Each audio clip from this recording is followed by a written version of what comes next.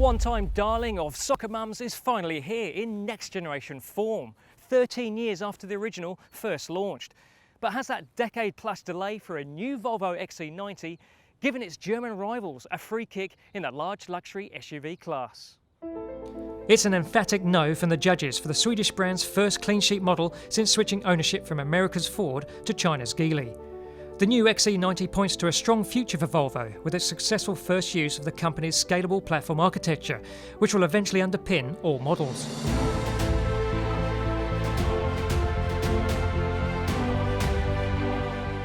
The Volvo is a really good looking vehicle. It's really handsome. You can tell it's a Volvo just by looking at it, yet it's an all new design language for the company. The interior is a standout. The central screen looks fantastic, but for me the way it operates isn't as intuitive as it needs to be. What they have done really well though is thought about a family travelling. So for instance, the middle seat in the second row has a pop-up booster. The third row has air, it has speakers, it has cup holders. It's like fully kitted out for a really long road trip. There's a raft of clever active and passive safety systems, of course, though, as one judge put it, there's more to this big Volvo than being safer than celibacy. Volvo has a reputation for safety and this car will enhance it. They've really nailed it there. They've made sure that it's got every active safety system that they have.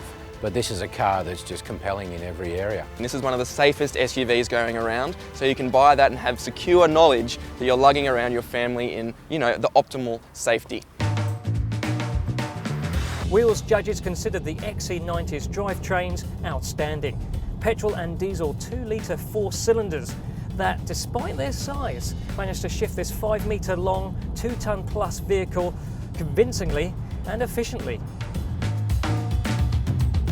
You wouldn't imagine, looking at the size of the XC90, that 2 litres would shift it along, so easily and with such refinement.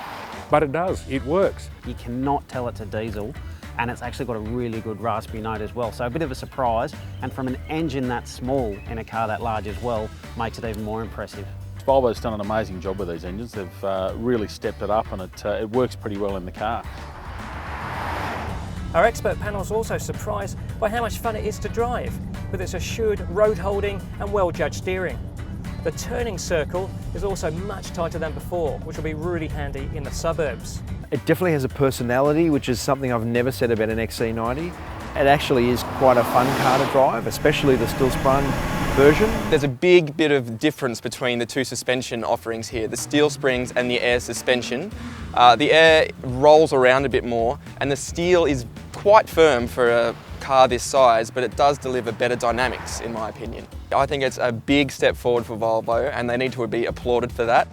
Packed with advanced safety features, powered by terrific drivetrains and dressed internally in a sophisticated Scandinavian design, the new Volvo XC90 is most definitely kicking goals.